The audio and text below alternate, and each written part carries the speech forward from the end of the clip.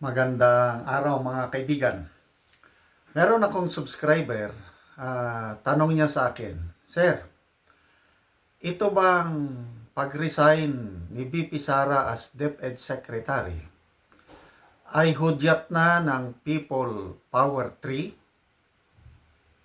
So yun po ang tatalakayin natin. Gusto ko lang i-advertise, nag-create ako ng backup channel, The General's Perspective. Ang link ng channel na ito nasa description box ng ating video. Paki-click and subscribe. Kasi itong channel natin ngayon, may kumakalikot, may gustong mag-hack. Pabayaan na lang natin itong gurgur administrasyon na ito na ayaw ng mga kritiko. Kung ma-hack nila itong channel ngayon, ay di mayroon tayong backup channel para patuloy ang ating paglalahad ng katotohanan. So please, click the link and subscribe to the new backup channel. Okay. Ano ang asahan natin ngayon na nag-resign na si VP Sara? Hudyat na ba ito ng People Power 3? Si Attorney Roque, meron siyang post. Pinost ng News 5 Everywhere ang statement ni Attorney Roque na at last, sabi niya, nagkaroon na ng real leader ang oposisyon. Ngayon na nag-resign si VP Sara. Ang oposisyon, hindi si ex-VP Leni, hindi si Hontiveros, wala, kakampi na nila yan. Baka nga ang maging DepEd Secretary si Leni. Meron ng tunay na oposisyon at ang leader ng oposisyon si VP Sara. Okay? So ngayon, nawala na siya sa kabinete, hindi na siya alter ego. Humanda sila dahil magiging very vocal na si VP Sara kontra sa mga katiwalian, pagmamalabis ng administrasyong ito. So magiging parang digong Leni. Akala ko maganda ang samahan, unity team eh. Ayun pala, wala. Dahil merong tamba, merong mamshin na nanggugulo.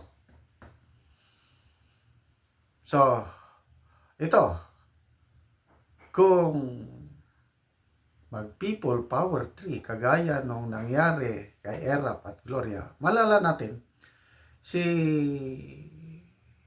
VP Gloria noon, DSWD Secretary, panahon ni Erap. Kaya lang nung nakita niya na pabulusok na ang popularity o rating ni Erap, marami na ang kapalpakan, nag-resign si Secretary, VP Secretary, DSWD Secretary Gloria.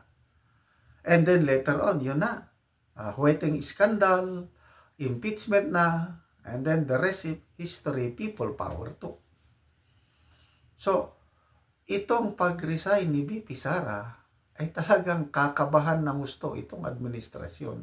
Dahil they will expect yung kamay na bakal, yung agila ng Davao na bubulusok na ng galit. Hindi na, wala nang pigil-pigil yan. Magsasalita na yan. Okay. Yung vlog ni Maharlika, yung latest live stream niya is pulburon video. Ilalabas na ba? Ay nako, yun na. Ito na yung kinakatakutan ng administrasyon. Ito na ang inaabangan ng lahat. Kung ilalabas na ang pulburon video. Okay, meron akong close friend, subscriber ko ito at close friend ko. Siya nakapanood na sa pulburon video.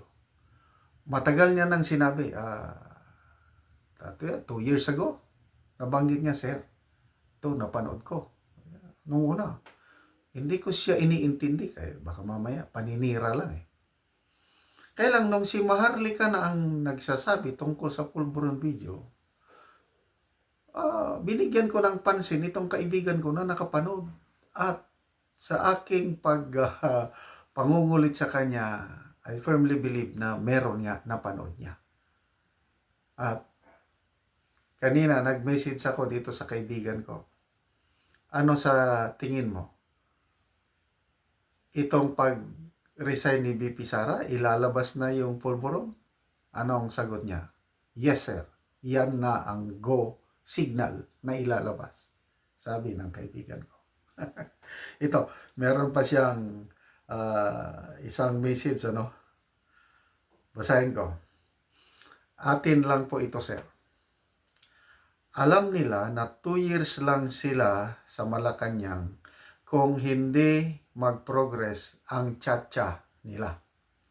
Kaya lahat ng mga ninanakaw nila ay nasa offshore account na po nila.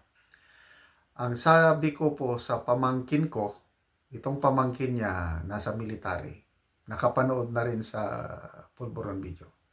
Ang sabi ko sa pamangkin ko, we must take all those money back sa kaban ng bayan. Kaya dapat magplano na ng maingat para hindi makatakas ang mga iyan.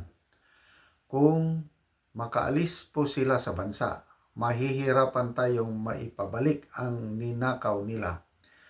Dapat sir makulong ang mga yan at hanggat di maipapabalik ang mga pera, hindi sila pwedeng makalabas ng bansa.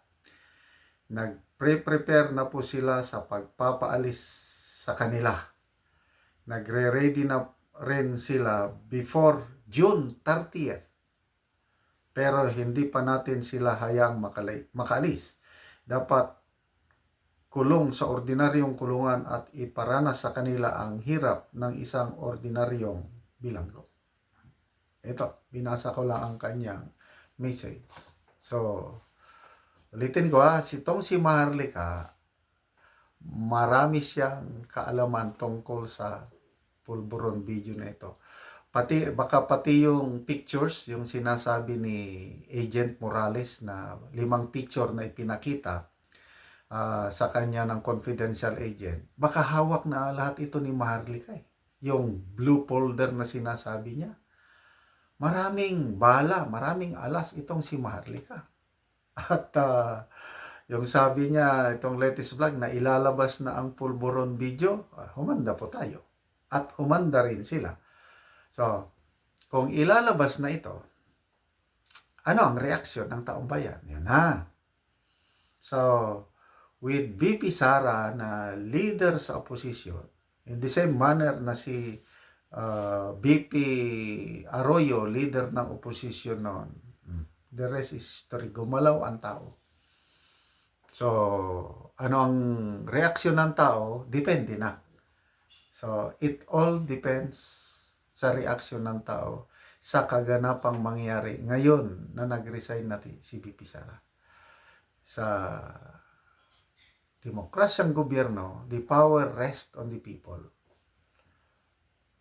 Kaya kung gumalaw na ang tao at nagpahayag na ng kanilang mga saloobin at dyan na. So, at least ngayon, may leader na ang mga klarong leader na malakas ang hatak sa mamamayan.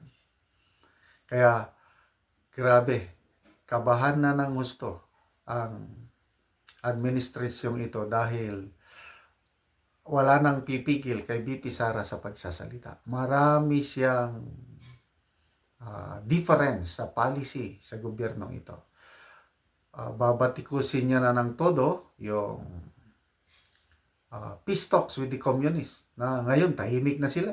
Baka sikreto na nilang ginagawa yung negosasyon. Mamaya mabigla na lang tayo.